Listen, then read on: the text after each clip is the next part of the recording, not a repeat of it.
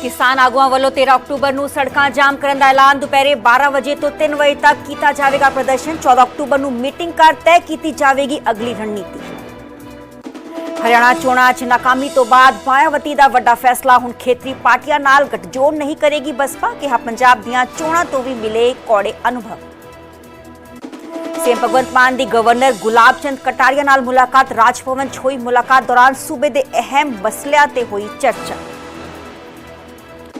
चंडीगढ़ च पंजाब कांग्रेस की लीडरशिप ने की मीटिंग। पंचायती ते जिमनी चोणां नूं लैके हुई चर्चा। वड़िंग बाजवा सणे कई सीनियर आगू रहे मौजूद। 15 अक्टूबर नूं हरियाणा की नवी सरकार का सौ चुक समागम पंचकूला च होवेगा। समागम तैयारियां लई डीसी की अगवाई हेठ 10 मैंबरी कमेटी का गठन।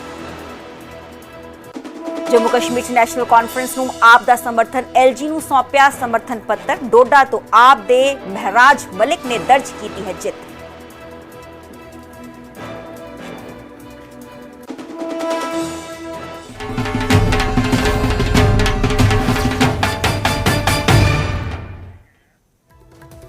सत श्री अकाल जी, मैं हां सरबजोत कौर। न्यूज़ 18 पंजाब देख रहे सारे दर्शकों का स्वागत है। बुलेटिन की शुरुआत करके सब तो पहला गल करांगे पंजाब कांग्रेस की। चंडीगढ़ च अज पंजाब कांग्रेस की अहम मीटिंग हुई ते पंजाब कांग्रेस प्रधान राजा वड़िंग की अगवाई च आ मीटिंग हुई ते वड्डे वड्डे आगू इस मीटिंग शामिल हुए। पंजाब कांग्रेस इंचार्ज देवेंद्र यादव भी इस मीटिंग च मौजूद रहे, इस मीटिंग का हिस्सा रहे। इस दे नाल leader of opposition Pratap Singh Bajwa भी कई विधायकों के नाल इस मीटिंग शामिल हुए। इस मीटिंग च उन्हां दे वल्लों शमूलियत की गई। देवेंद्र यादव दे वल्लों मीटिंग तो बाद कहा गया कि पंचायती ते जिमनी चोणां ते चर्चा की गई है, विचार किया गया क्योंकि आउंदी 15 अक्टूबर नूं सारे ही पंजाब भर च पंचायती चोणां ने ते किसी भी टाइम इलैक्शन कमिशन दे वल्लों पंजाब च 4 हलकियां च जिमनी चोणां दा ऐलान हो सकता है, जिसके चलदे पंजाब कांग्रेस की सरगर्मियां वधिया हुई विखाई दे रही हैं ते चर्चा की गई है।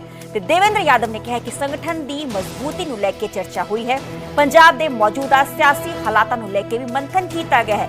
नामजदगियां रद्द करन नूं लैके प्रशासन ते कई तरह के सवाले निशान भी उन्हां दे वल्लों खड़े किए गए ने क्योंकि मंगलवार नूं आउंदी 15 तरीक नूं 15 अक्टूबर नूं सारे ही पंजाब दियां 13,237 पंचायतां च पंचायती चोण होण जा रही है, जिस नूं लैके विरोधी लगातार सरकार ते हमलावर ने। हालांकि सरकार नूं कहा जा रहा है विरोधियों के वलों कि उन्हां दे जो कैंडिडेट्स ने उन्हां दी नामजदगी पर्चे रद्द किए गए, उन्हां नूं NOCs सही टाइम ते प्रोवाइड सहूलत नहीं करवाई गई। इस दे नाल ही चुल्ला टैक्स उन्हां नूं प्रोवाइड नहीं करवाए गए, जिस नूं लैके राजा वड़िंग दे वलों हाल ही जो मलोट बठिंडा हाईवे है उसनूं भी जाम किया गया सी। कल भी राजा वड़िंग SSP दफ्तर का घेराव उन्हां दे वलों किया गया सी। हालांकि इल्जाम लगे ने कि इकल्ले गिद्दड़बाहा ही 29 जो कैंडिडेट्स सी कांग्रेस नाल संबंध रखते सी, उन्हां दे नामजदगी पर्चे दर्ज किए गए, रद्द किए गए, उन्हां नूं इलैक्शन सिंबल अलॉट हो गया सी। इस दे बावजूद भी उन्हां दे नॉमिनेशन पेपर्स रद्द किए गए। ते सब चर्चावां नूं लैके मसलिਆਂ नूं लैके पंजाब कांग्रेस प्रधान राजा वड़िंग की अगवाई च अज दोपहरे आ मीटिंग हुई, चर्चा हुई।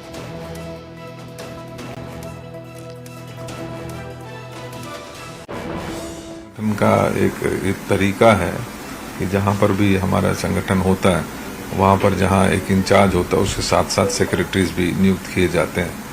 और पंजाब में दो बहुत काबिल जो हमारे नेता हैं आलोक जी और रविंद्र दहलवी जी, उनको सेक्रेटरी के रूप में नॉमिनेट किया गया है।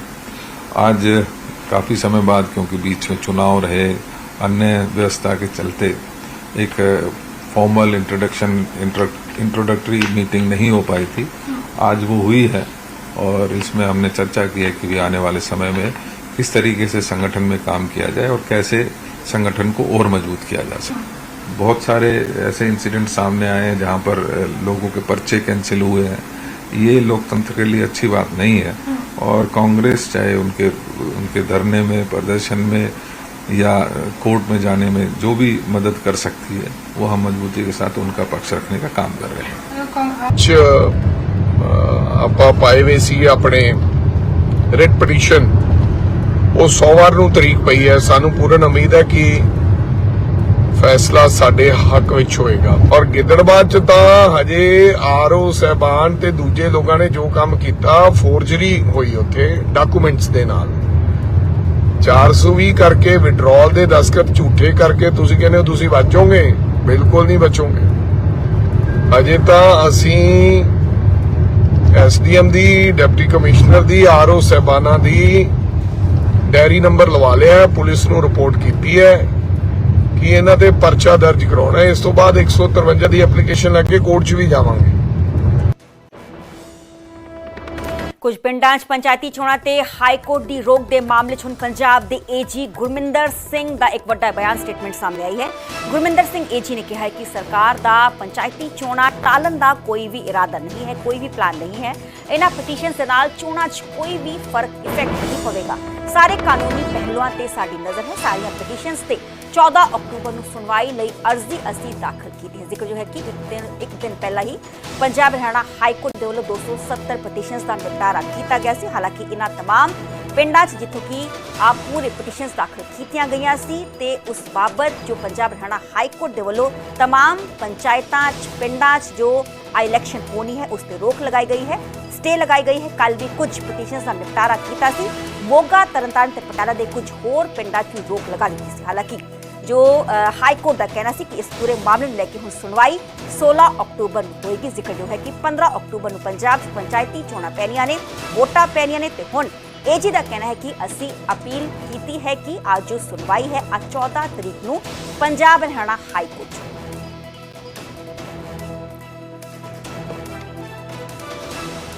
ਪਟੀਸ਼ਨਾਂ ਕਾਫੀ ਤਾਦਾਦ ਦੇ ਵਿੱਚ ਹਾਈ ਕੋਰਟ 'ਚ ਫਾਈਲ ਹੋ ਰਹੀਆਂ ਨੇ, ਜਿਨ੍ਹਾਂ ਦੇ ਵਿੱਚ ਕਿ ਜ਼ਿਆਦਾਤਰ ਜਿਹੜਾ ਕਾਰਨ ਹੈ ਪਟੀਸ਼ਨ ਫਾਈਲ ਕਰਨ ਦਾ ਉਹ ਗਲਤ ਨੋਮੀਨੇਸ਼ਨ ਪੇਪਰ ਰਿਜੈਕਟ ਕਰਨ ਦਾ ਜਾਂ ਗਲਤ ਨੋਮੀਨੇਸ਼ਨ ਪੇਪਰ ਐਕਸੈਪਟ ਕਰਨ ਦਾ ਹੈ। ਤੋ ਇਹਨਾਂ ਪਟੀਸ਼ਨਾਂ ਦੇ ਵਿੱਚ ਕੋਰਟ ਨੇ ਕੌਗਨੀਜ਼ੈਂਸ ਲਈ ਹੈ। ਇੱਕ ਬੰਚ ਆਫ ਪਟੀਸ਼ਨਸ ਜਿਹੜਾ ਸੀ ਉਹਦੇ ਵਿੱਚ ਕੱਲ ਆਰਡਰ ਆਇਆ ਹੈ, ਪਰਸੋਂ ਦੀ ਹੀਅਰਿੰਗ ਹੋਈ ਸੀ, ਜਿਹਦੇ ਵਿੱਚ ਕਿ ਕੋਰਟ ਨੇ ਕਿਹਾ ਹੈ ਕਿ ਵੀ ਜਿਹੜੇ ਪਟੀਸ਼ਨਰਸ ਨੇ ਉਹਨਾਂ ਦੇ ਮੁਤਲਕ ਉਹਨਾਂ ਪੰਚਾਇਤਾਂ ਦੇ ਵਿੱਚ ਜਿਹੜਾ ਪੋਲ ਪ੍ਰੋਸੈਸ ਹੈ ਉਹ ਸਟੇ ਕੀਤਾ ਜਾਂਦਾ ਹੈ ਇਨ ਦ ਮੀਨਵਾਈਲ ਤੇ ਅਗਲੀ ਤਰੀਕ ਉਹਦੀ ਪਾਈ ਹੈ 16 ਅਕਤੂਬਰ। ਉਸ ਤੋਂ ਬਾਅਦ ਕੱਲ ਕੁਝ ਪਟੀਸ਼ਨਾਂ ਮੈਂਸ਼ਨ ਹੋਈਆਂ 100 ਦੀ ਤਾਦਾਦ ਦੇ ਵਿੱਚ, ਅੱਜ ਵੀ ਕਾਫੀ ਪਟੀਸ਼ਨਾਂ ਮੈਂਸ਼ਨ ਹੋਈਆਂ ਤੇ ਕੱਲ ਵਾਲੀਆਂ ਅੱਜ ਤੇ ਲੱਗੀਆਂ, ਜਿਹਦੇ ਵਿੱਚ ਕਿ ਕੋਰਟ ਨੇ ਕਿਹਾ ਹੈ ਕਿ ਵੀ ਹਰ ਕੇਸ ਜਿਹੜਾ ਹੈ ਉਹ ਆਪਣੇ ਆਪ ਦੇ ਵਿੱਚ ਇੱਕ ਪੈਕਿਊਲੀਅਰ ਫੈਕਟਸ ਦੇ ਉੱਤੇ ਕੇਸ ਹੈ। ਕਿਸੇ ਕੇਸ ਦੇ ਵਿੱਚ ਕੋਈ ਕਾਗਜ਼ ਨਹੀਂ ਲੱਗਾ, ਕਿਸੇ ਕੇਸ ਵਿੱਚ ਕੋਈ ਸਿਗਨੇਚਰ ਨਹੀਂ ਹੈਗੇ, ਕਿਸੇ ਕੇਸ ਵਿੱਚ ਕੋਈ ਮਾਰ-ਕਾਟ ਦੀ ਐਲੀਗੇਸ਼ਨ ਹੈ, ਕਿਸੇ ਕੇਸ ਵਿੱਚ ਲਾਗਤਬਾਜ਼ੀ ਦੀ ਐਲੀਗੇਸ਼ਨ ਹੈ। ਇਹਨਾਂ ਕੇਸਾਂ ਦੇ ਵਿੱਚ ਕੋਈ ਵੀ ਜਨਰਲ ਆਰਡਰ ਪਾਸ ਨਹੀਂ ਕੀਤਾ ਜਾ ਸਕਦਾ।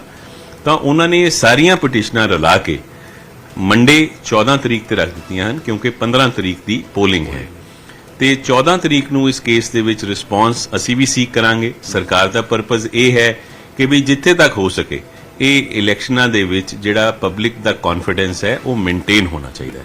ਜਿਹੜੀ ਜੀ ਇੱਕ ਗੱਲ ਹੋਰ ਹੈ ਗੁਰਮਿੰਦਰ ਜੀ ਕਿ ਜਿਹੜਾ ਆਰਡਰ ਆਇਆ ਉਹਦੇ ਵਿੱਚ 16 ਡੇਟ ਹੈ, ਕਿਆ ਉਹਨੂੰ ਤੁਸੀਂ ਪਾਈ ਹੈ ਕੋਈ ਐਪਲੀਕੇਸ਼ਨ ਪ੍ਰੀਪੋਨ ਕਰਨ ਦੀ?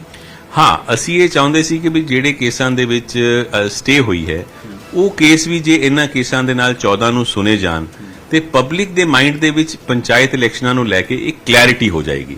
ਕਿਉਂਕਿ ਨਹੀਂ ਤਾਂ ਕੀ ਹੋਏਗਾ ਕਿ ਕੁਝ ਪੰਚਾਇਤਾਂ ਦੇ ਵਿੱਚ ਇਲੈਕਸ਼ਨ ਸਟੇ ਰਹੇਗੀ, ਕੁਝ ਦੇ ਵਿੱਚ ਪੋਲਿੰਗ ਹੋਏਗੀ, ਉਹਦੇ ਨਾਲ ਇੱਕ ਸਟ੍ਰੀਮਲਾਈਨਿੰਗ ਜਿਹੜੀ ਹੈ ਸਾਰੇ ਪ੍ਰੋਸੈਸ ਦੀ ਉਹ ਮੁਸ਼ਕਿਲ ਹੋ ਜਾਂਦੀ ਹੈ। ਉਹਦਾ ਕਾਰਨ ਇੱਕ ਹੋਰ ਵੀ ਹੈ ਕਿ ਕਿਸੇ ਪਿੰਡ ਦੇ ਵਿੱਚ ਇੱਕ ਸਰਪੰਚ ਹੈ, 7 ਪੰਚ ਨੇ ਤੇ ਪੰਚ ਨੇ ਇੱਥੇ ਪਟੀਸ਼ਨ ਪਾਈ, ਉਹ ਇਲੈਕਸ਼ਨ ਸਟੇ ਹੋ ਗਈ ਤੇ ਉਹਦੇ ਵਿੱਚ ਜਿਹੜਾ ਪੋਲਿੰਗ ਸਟਾਫ ਹੈ ਉਹ ਵੀ ਅੱਗੇ ਵਧਣ ਦੇ ਵਿੱਚ ਇੰਨਾ ਈਜ਼ੀ ਨਹੀਂ ਹੁੰਦਾ ਉਹਨਾਂ ਨੂੰ ਇੱਕ ਇਲੈਕਸ਼ਨ ਪੂਰੇ ਪਿੰਡ ਦੀ ਸਰਪੰਚ ਤੇ ਪੰਚਾਂ ਦੀ ਇਕੱਠੇ ਕਰਾਉਣੀ ਹੈ। ਤੋ ਇਸ ਕਰਕੇ ਅਸੀਂ ਉਹਦੇ ਵਿੱਚ ਇੱਕ ਪ੍ਰੀਪੋਨਮੈਂਟ ਦੀ ਐਪਲੀਕੇਸ਼ਨ ਲਗਾਈ ਹੈ, ਜਿਹੜੀ ਕੋਰਟ ਨੇ ਇਜਾਜ਼ਤ ਦੇਤੀ ਹੈ ਕਿ ਉਹ ਵੀ ਮੰਡੇ ਨੂੰ ਲਿਸਟ ਕੀਤੀ ਜਾਏ ਕਿ ਵੀ ਉਹ 16 ਤੋਂ 14 ਤੇ ਕੇਸ ਪ੍ਰੀਪੋਨ ਕਰਕੇ ਇਕੱਠੇ ਸੁਣ ਲਏ ਜਾਣ। ਸੀਐਮ ਭਗਵੰਤ ਮਾਨ ਨੇ ਗਵਰਨਰ ਗੁਲਾਬ ਚੰਦ ਕਟਾਰੀਆ ਨਾਲ ਮੁਲਾਕਾਤ ਕੀਤੀ। ਮੁਲਾਕਾਤ ਦੀਆਂ ਤਸਵੀਰਾਂ ਵੀ ਸਾਹਮਣੇ ਆਈਆਂ ਨੇ। ਦਰਅਸਲ ਅੱਜ ਮੁਲਾਕਾਤ ਹੈ ਗਵਰਨਰ ਹਾਊਸ ਰਾਜ ਭਵਨ 'ਚ ਹੋਈ, ਜਿੱਥੇ ਕਿ ਰਾਜ ਭਵਨ ਪਹੁੰਚ ਕੇ ਗਵਰਨਰ ਨੂੰ ਮਿਲੇ ਨੇ ਸੀਐਮ ਭਗਵੰਤ ਮਾਨ। ਸੂਬੇ ਦੇ ਕਈ ਮੁੱਦਿਆਂ ਨੂੰ ਲੈ ਕੇ ਚਰਚਾ ਕੀਤੀ ਗਈ ਹੈ। ਮੌਕੇ ਦੀਆਂ ਤਸਵੀਰਾਂ ਵੀ ਸਾਹਮਣੇ ਆਈਆਂ ਨੇ। ਦਰਅਸਲ ਪੰਜਾਬ ਦੇ ਮੁੱਖ ਮੰਤਰੀ ਭਗਵੰਤ ਸਿੰਘ ਮਾਨ ਨੇ ਰਾਜਪਾਲ ਗੁਲਾਬ ਚੰਦ ਕਟਾਰੀਆ ਨਾਲ ਮੁਲਾਕਾਤ ਕੀਤੀ ਹੈ। ਇਸ ਮੌਕੇ ਪੰਚਾਇਤੀ ਚੋਣਾਂ ਸਮੇਤ ਸੂਬੇ ਦੇ ਕਈ ਮੁੱਦਿਆਂ ਨੂੰ ਲੈ ਕੇ ਚਰਚਾ ਕੀਤੀ ਗਈ ਹੈ, ਵਿਚਾਰ ਵਟਾਂਦਰਾ ਕੀਤਾ ਗਿਆ ਹੈ। तमाम ਤਸਵੀਰਾਂ ਸਾਹਮਣੇ ਆਈ ਨੇ। ਤਸਵੀਰ 'ਚ ਇੱਕ ਪਾਸੇ ਬੈਠੇ ਹੋਏ ਨੇ ਪੰਜਾਬ ਦੇ ਸੀਐਮ ਭਗਵੰਤ ਸਿੰਘ ਮਾਨ ਤੇ ਦੂਜੇ ਪਾਸੇ ਗੁਲਾਬ ਚੰਦ ਕਟਾਰੀਆ ਪੰਜਾਬ ਦੇ ਗਵਰਨਰ। ਤਸਵੀਰ 'ਚ ਵੇਖੇ ਜਾ ਸਕਦੇ ਨੇ ਕਾਫੀ ਚੰਗੇ ਮਾਹੌਲ 'ਚ ਮੀਟਿੰਗ ਹੋਈ ਹੈ, ਚਰਚਾ ਹੋਈ ਹੈ। ਮੁੱਖ ਮੰਤਰੀ ਦੀ ਸਿਹਤ ਸੁਧਾਰ ਤੋਂ ਬਾਅਦ ਰਾਜਪਾਲ ਦੇ ਨਾਲ ਇਹ ਪਹਿਲੀ ਮੁਲਾਕਾਤ ਹੈ। ਇਸ ਤੋਂ ਪਹਿਲਾਂ ਪੰਜਾਬ ਵਿੱਚ ਪੰਚਾਇਤੀ ਚੋਣਾਂ ਦੇ ਨਾਲ ਸੰਬੰਧਿਤ ਪ੍ਰਸਤਾਵ ਨੂੰ ਰਾਜਪਾਲ ਦੇ ਵੱਲੋਂ ਮਨਜ਼ੂਰੀ ਜੋ ਹੈ ਆਪਣੀ ਦਿੱਤੀ ਗਈ ਸੀ।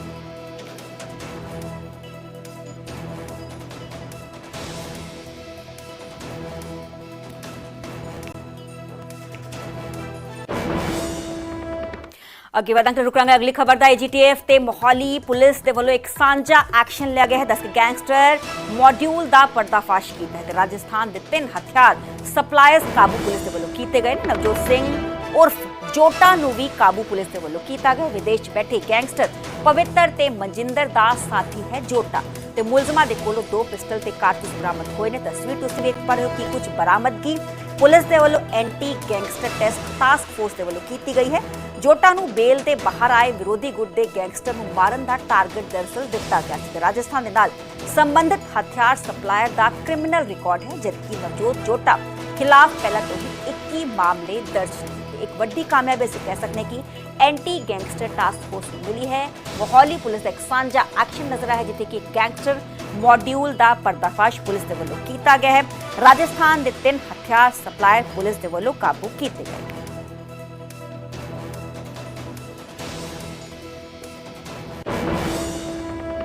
ਅੱਗੇ ਵਧਾਂਗੇ ਗੱਲ ਕਰਾਂਗੇ ਕਿਸਾਨਾਂ ਦੀ। ਕਿਸਾਨ ਆਗੂਆਂ ਦੇ ਵੱਲੋਂ ਇੱਕ ਵੱਡਾ ਐਲਾਨ ਕੀਤਾ ਗਿਆ ਹੈ ਕਿ 13 ਅਕਤੂਬਰ ਨੂੰ ਸੜਕਾਂ ਜਾਮ ਕਰਨਗੇ ਕਿਸਾਨ। ਸੂਬੇ ਭਰ 'ਚ ਜਾਮ ਕੀਤੀਆਂ ਜਾਣਗੀਆਂ ਸੜਕਾਂ। ਦੁਪਹਿਰੇ 12 ਵਜੇ ਤੋਂ ਲੈ ਕੇ 3 ਵਜੇ ਤੱਕ ਧਰਨਾ ਪ੍ਰਦਰਸ਼ਨ ਸੜਕਾਂ ਤੇ ਹੀ ਕਿਸਾਨ ਆਗੂਆਂ ਦੇ ਵੱਲੋਂ ਕੀਤਾ ਜਾਏਗਾ। ਜ਼ਿਕਰਯੋਗ ਹੈ ਕਿ 14 ਅਕਤੂਬਰ ਨੂੰ ਮੁੜ ਕਿਸਾਨਾਂ ਦੀ ਮੀਟਿੰਗ ਹੋਏਗੀ ਤੇ ਮੀਟਿੰਗ 'ਚ ਤੈਅ ਕੀਤਾ ਜਾਏਗਾ ਕਿ ਅਗਲੀ ਰਣਨੀਤੀ ਅਗਲੀ ਸਟ੍ਰੈਟਜੀ ਕੀ ਕੁਝ ਰਹੇਗੀ। ਤੇ ਬਲਬੀਰ ਸਿੰਘ ਰਾਜੇਵਾਲ ਦੇ ਵੱਲੋਂ ਪ੍ਰੈਸ ਕਾਨਫਰੰਸ ਕੀਤੀ ਗਈ ਤੇ ਇਸ ਗੱਲ ਦਾ ਐਲਾਨ ਉਹਨਾਂ ਦੇ ਵੱਲੋਂ ਕੀਤਾ ਗਿਆ ਕਿ ਸੂਬੇ ਭਰ 'ਚ ਸੜਕਾਂ ਜਾਮ ਕਿਸਾਨਾਂ ਦੇ ਵੱਲੋਂ ਕੀਤੀਆਂ ਜਾਣਗੀਆਂ। 13 ਅਕਤੂਬਰ ਦਾ ਦਿਨ ਮਿੱਥਿਆ ਗਿਆ ਯਾਨੀ ਕਿ ਆਉਂਦੇ ਐਤਵਾਰ ਦਾ ਦਿਨ ਮਿੱਥਿਆ ਗਿਆ ਹੈ। 12 ਵਜੇ ਤੋਂ ਲੈ ਕੇ 3 ਵਜੇ ਤੱਕ 3 ਘੰਟੇ ਲਈ ਪੰਜਾਬ ਦੀਆਂ ਸੜਕਾਂ ਜਾਮ ਕਰਨਗੇ ਕਿਸਾਨ ਤੇ ਅਗਲੇ ਦਿਨ 14 ਅਕਤੂਬਰ ਨੂੰ ਯਾਨੀ ਕਿ ਸੋਮਵਾਰ ਨੂੰ ਅਗਲੀ ਰਣਨੀਤੀ ਤੈਅ ਕੀਤੀ ਜਾਏਗੀ ਮੀਟਿੰਗ ਤੋਂ ਬਾਅਦ।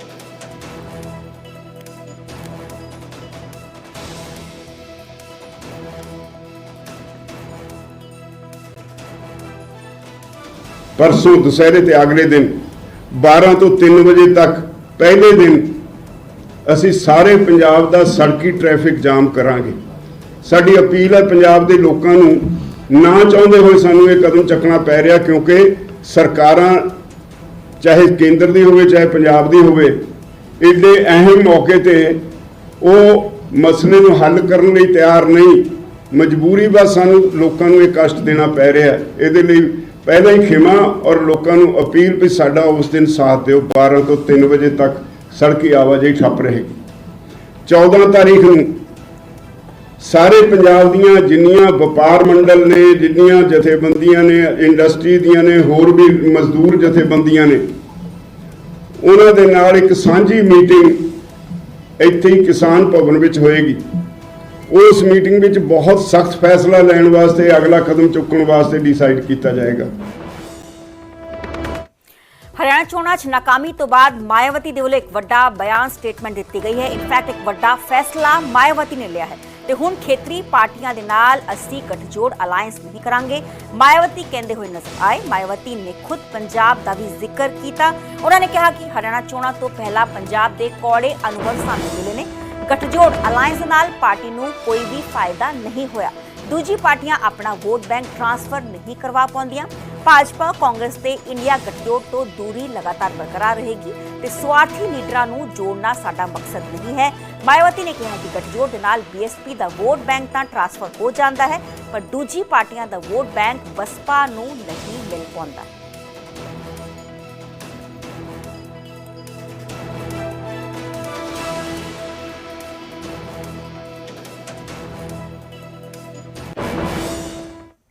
ਜਲੇਬੀ ਨੂੰ ਲੈ ਕੇ ਹਰਿਆਣਾ ਬੀਜੇਪੀ ਦੇ ਵੱਲੋਂ ਕਾਂਗਰਸ ਤੇ ਤੰਜ ਕੱਸਿਆ ਗਿਆ ਹੈ। ਸੀਐਮ ਨੇ ਕਿਹਾ ਹੈ ਕਿ ਸੀਐਮ ਸੈਣੀ ਨੇ ਕਿਹਾ ਕਿ ਜਲੇਬੀ ਤਾਂ ਹਰਿਆਣਾ ਦੇ ਲੋਕਾਂ ਨੇ ਕਾਂਗਰਸ ਦੀ ਬਣਾ ਦਿੱਤੀ ਹੈ।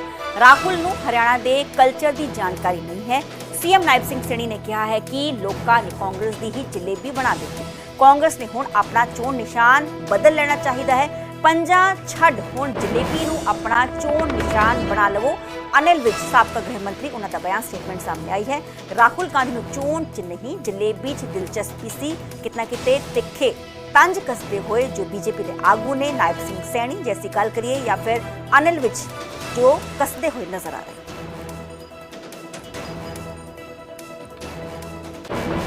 राहुल गांधी जी का इंटरेस्ट केवल जलेबी में था।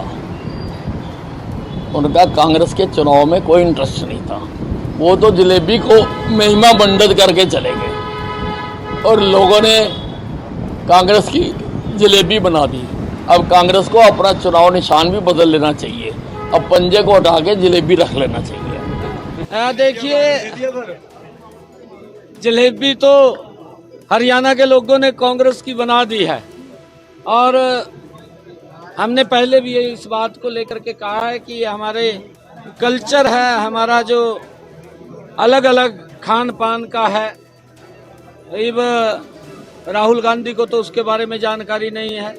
हरियाणा में कहाँ की जलेबी मशहूर है, कहाँ की बड़ी जलेबी मशहूर है, कहाँ की छोटी जलेबी मशहूर है, कहाँ की फिरनी मशहूर है, कहाँ का घेवर मशहूर है, कहाँ की बर्फी मशहूर है, उसको इसकी जानकारी तो है नहीं है, क्योंकि वो बिना जानकारी के ही इधर उधर वो बात करते रहते हैं। अब वो गोहाना की जलेबी किसी ने गाड़ी में उनको डब्बा दिया, कितनी बड़ी जलेबी भी होती है, वो उससे हैरान हुए हैं। ਅੱਗੇ ਵਧਾਂਗੇ ਗੱਲ ਕਰਾਂਗੇ ਮੋਗਾ ਤੇ ਜਲੰਧਰ ਦੀ, ਜਿੱਥੇ ਕਿ ਜੋ ਲੁਟੇਰੇ ਨੇ ਉਹ ਬਿਲਕੁਲ ਹੀ ਬੇਖੌਫ ਨੇ। ਮੋਗਾ ਦੇ ਰਾਮਗੰਜ ਇਲਾਕੇ 'ਚ ਇੱਕ ਮਹਿਲਾ ਤੋਂ ਲੁਟੇਰਾ ਨੇ ਆਪਣਾ ਬੈਗ ਖੋਲਿਆ ਤੇ ਥੋੜੀ ਹੀ ਦੂਰ ਜਾ ਕੇ ਬਾਈਕ ਤੋਂ ਸਨੈਚਰ ਹੇਠਾਂ ਡਿੱਗਿਆ। ਪੁਲਿਸ ਨੇ ਸਨੈਚਰ ਨੂੰ ਕਾਬੂ ਕੀਤਾ, ਗ੍ਰਿਫਤਾਰ ਕੀਤਾ। ਜਲੰਧਰ ਦੇ ਸ਼ਿਵ ਨਗਰ 'ਚ ਐਕਟਿਵਾ ਸਵਾਰ ਕੁੜੀ ਤੋਂ ਮੋਬਾਈਲ ਖੋਇਆ ਗਿਆ ਤੇ ਬਾਈਕ ਸਵਾਰ ਦੋ ਬਦਮਾਸ਼ਾਂ ਦੇ ਵੱਲੋਂ ਇਸ ਪੂਰੀ ਵਾਰਦਾਤ ਨੂੰ ਅੰਜਾਮ ਦਿੱਤਾ ਗਿਆ। ਕੁੜੀ ਦਾ ਪਿੱਛਾ ਕਰਦਿਆਂ ਸੀਸੀਟੀਵੀ 'ਚ ਆ ਕੈਦ ਹੋਏ ਨੇ ਲੁਟੇਰੇ। ਦੋ ਵੱਖ-ਵੱਖ ਤਸਵੀਰਾਂ ਕਿ ਕਿਸ ਤਰੀਕੇ ਦੇ ਨਾਲ ਬੇਖੌਫ ਲੁਟੇਰਿਆਂ ਦੇ ਵੱਲੋਂ ਇਹਨਾਂ तमाम ਘਟਨਾਵਾਂ ਨੂੰ ਅੰਜਾਮ ਦਿੱਤਾ ਜਾਂਦਾ ਹੈ। ਪਹਿਲੀ ਤਸਵੀਰ ਮੋਗਾ ਤੋਂ ਸਾਹਮਣੇ ਆਈ ਹੈ, ਦੂਸਰੀ ਤਸਵੀਰ ਜਲੰਧਰ ਤੋਂ ਤੁਸੀਂ ਵੇਖ ਪਾ ਰਹੇ ਹੋ। ਮੋਗਾ ਤੇ ਜਲੰਧਰ ਦੀਆਂ तमाम ਤਸਵੀਰਾਂ। ਮੋਗਾ ਦੇ ਰਾਮਗੰਜ ਇਲਾਕੇ 'ਚ ਮਹਿਲਾ ਤੋਂ ਇੱਕ ਲੁਟੇਰੇ ਦੇ ਵੱਲੋਂ ਬੈਗ ਖੋਲਿਆ ਗਿਆ। ਹਾਲਾਂਕਿ ਜੋ ਮਹਿਲਾ ਹੈ ਪਿੱਛੇ ਭਜਦੀ ਇਸ ਲੁਟੇਰੇ ਦੇ ਨਜ਼ਰ ਆ ਰਹੀ ਹੈ।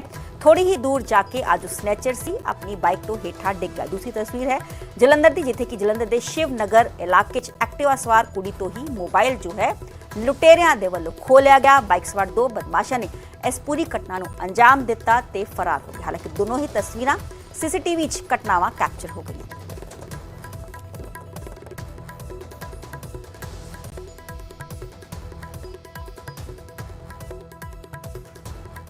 मशीनों पे काम करते हैं और आपस में जब ब्रेनस्टॉर्मिंग होती है तो कोई ना कोई नया आइडिया निकलता है, नए आइडिया से कुछ और आइडिया निकलता है।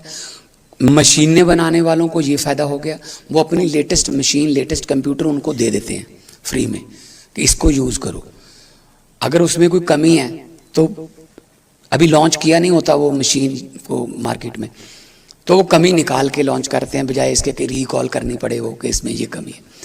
और दूसरा, जो बच्चा किसी मशीन पर ट्रेनिंग लेगा, जब वो किसी फैक्ट्री में जाके काम करेगा किसी भी बड़े ओहदे पर, तो वो वही मशीनें मंगाएगा जिस पे उसने ट्रेनिंग ली है। तो उनका भी, कंपनियों का भी ये रहता है, लालच रहता है।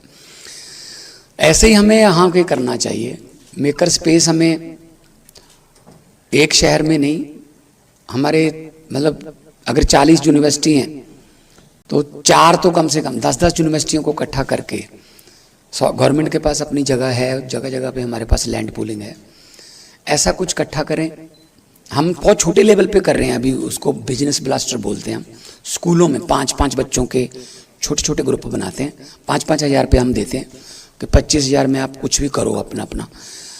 तो इसको बड़े लेवल पे किया जा सकता है कि हमारे बच्चे जो हैं वो स्किल डेवलपमेंट और आने वाली दुनिया का जो काम है उसमें जाए। अब वो हिस्ट्री, पॉलिटिकल साइंस और फिजिकल एजुकेशन और पंजाबी और इंग्लिश कंपलसरी, ये वाले सब्जेक्ट तो अब मेरे ख्याल में नहीं रहे कि कॉलेज में आए प्रॉस्पेक्ट लिया, प्रॉस्पेक्ट लेने तक हमें नहीं पता होता, बल्कि प्रॉस्पेक्ट में नाम भर लेते हैं, पिता का नाम भी भर लेते हैं। सब्जेक्ट वाला जो कॉलम है वो भरने तक हमें नहीं पता होता कि हमने क्या सब्जेक्ट लेना है, क्योंकि यहाँ करियर गाइडेंस की कोई सुविधा नहीं है। तो करियर गाइडेंस की तरफ भी हम कर रहे हैं। स्कूल ऑफ एमिनेंस जो है, क्योंकि देखो आप यूनिवर्सिटीज़ के कच्चा माल तो हम ही देंगे ना आपको, स्कूलों से, कॉलेजों से। अगर आपके पास 8वीं से हम 12वीं तक का जो लाए हैं स्कूल ऑफ एमिनेंस, उसमें बच्चे का जो इंटरेस्ट है हम उसी की ट्रेनिंग देंगे। अगर स्पोर्ट्स में जाना चाहता है स्पोर्ट्स में उसको ज़्यादा करेंगे, साइंस में जाना चाहता है साइंस में भेजेंगे। जब तक 12 करके वो आपके पास आएगा तब तक वो क्लियर होगा माइंड उसका कि मैं क्या करना है मैंने, बजाय इसके कि वो अपने फ्रेंड सर्कल से पूछे क्या क्या है यार, क्या ले लूं, कौन सा सब्जेक्ट ले लूं, क्या ना करूं, तब तक काफ़ी देर हो चुकी है कि हो चुकी होती है कि मैं किसी चीज़ का, हो सकता है किसी को इकोनॉमिक्स कोई बंदा वीक हो और वो इकोनॉमिक्स क्यों रिकमेंड करेगा किसी और को। मैं ठीक हूँ इकोनॉमिक्स में, तो मैं कहूँगा मैं करनी है, मैंने इकोनॉमिक्स लेनी है। तो हमने 43 गवर्नमेंट कॉलेज जो हैं उनकी नैक के साथ हमने जोड़ दिया है, जो एक्रीडिटेशन है, उसमें से 3 कॉलेजों को हमारे A ग्रेड मिला है। नैक के भी यहाँ अधिकारी आए हुए हैं, प्रबंधक आए हुए हैं। और गुरु नानक देव यूनिवर्सिटी अमृतसर 29 जुलाई 2024 को हमने समूह कॉलेजों के प्रिंसिपल्स को बुलाया था और नैक के तहत जो A ग्रेड स्कूल है, कॉलेज है, उनके प्रिंसिपल साहब को शिक्षा मंत्री साहब द्वारा सम्मानित भी किया गया। और जो जितनी भी स्कीमें हैं, जैसे कुछ PM ऊषा स्कीम है, उसमें पंजाबी यूनिवर्सिटी पटियाला के लिए grant to strengthen the universities के तहत 20 करोड़ रुपया, 11 सरकारी कॉलेजों को 5-5 करोड़ 55 करोड़ रुपया। हम नहीं चाहते विद्या जो है, एजुकेशन जो है वो कर्जे में रहे, वो लोन पे रहे। तो अगर यूनिवर्सिटीज खुद अपना खर्चा उठाती हैं, बहुत ही अच्छा है। UGC है, बहुत सी और स्कीमें हैं जो भारत गवर्नमेंट की, पंजाब सरकार की, के एजुकेशन को कर्जे में नहीं रखना। फिर भी अगर कोई यूनिवर्सिटी ऐसी आती है तो हम उनकी हेल्प करते हैं। तो अभी बाबा फरीद यूनिवर्सिटी है, या फिर आदेश है, या आप कह रहे हो कि भगत सिंह ओपन यूनिवर्सिटी है, आयुर्वेदिक की यूनिवर्सिटी है, प्राइवेट में चंडीगढ़ यूनिवर्सिटी है, लवली यूनिवर्सिटी है, 40-40 हज़ार बच्चे पढ़ रहे हैं। लेकिन उसमें एक छोटा सा एक दिक्कत है, 40,000 में से सिर्फ 4,000 पंजाब से, बाकी या तो साउथ से हैं या बाकी कंट्रियों से। हमारे यहाँ क्या है, कल्चर है, गवर्नर साहब 10वीं करो, +2 करो और उसके बाद आईलेट्स करो, 7 बैंड ले लो, बस उसके बाद कनाडा चले जाओ। हमने आईलेट्स को ही एक डिग्री मान लिया, हालांकि वो अंग्रेजी का एक छोटा सा टेस्ट है। तो हमारे कॉलेजों का बुरा हाल हो गया था। विभिन्न PTU के कॉलेज जो थे, 33% उनमें पिछले 2 साल पहले एडमिशन रह गई थी। अब जा तो थोड़ा बहुत तो हमारा भी योगदान है, लेकिन ज़्यादातर कनाडा वालों का है कि उन्होंने वहाँ बंद कर दिया कि नहीं यार इतने नहीं, है ना, क्योंकि वहाँ जाके भी इतना बेरोजगारी फैल गई, धरने देने लगे वहाँ। उन्होंने बेचारों ने धरने वरने कब देखे थे ना, तो फुटपाथ पे बैठने लगे, मुर्दाबाद होने लगी। तो वो कह रहे हैं जी अपने घर चले जाओ जी, हमसे नहीं संभाले जाते। तो इस बार हमारे यूनिवर्सिटीज़ में आप बैठे हो, हमारी यूनिवर्सिटीज और हमारे कॉलेजेस में बूम है इस वक्त एडमिशन का, क्योंकि हमने उनको कहा कि आ जाइए, वापस आ जाइए, पढ़िए, यहाँ पे हायर एजुकेशन लीजिए और नौकरी मिलेगी। A ग्रेड की नौकरी के लिए पढ़ाई करें। यूनिवर्सिटीज़ और कॉलेजेस को हमने कहा है पढ़ाइए और लेटेस्ट सब्जेक्ट पढ़ाइए। और हम उसके लिए देखो, पढ़ाई के लिए लाइब्रेरी बहुत ज़रूरी है। हम हर विधानसभा में 117 विधानसभा 4 लाइब्रेरियाँ दे रहे हैं। मेरे ख्याल में 20 से ज़्यादा लाइब्रेरियाँ तो ज़्यादा बन चुकी हैं। अपडेटेड लाइब्रेरीज़ हैं गाँव में, बड़े गाँव में, ताकि 3-4 गाँव कवर हो जाएँ। AC और फुली उसका वो इंटरनेट उसके पास, और हर सब्जेक्ट की किताब प्लस जो सिलेबस की किताबें भी वहाँ पे। बच्चों का माहौल कई बार घर पे पढ़ने का नहीं बनता, वहाँ 70% से ज़्यादा लड़कियाँ आती हैं। घर पे माहौल नहीं बनता पढ़ाई का, कोई आ गया, किसी का फ़ोन आ गया, तो वो वहाँ आके पढ़ती हैं अपने ग्रुप बना के।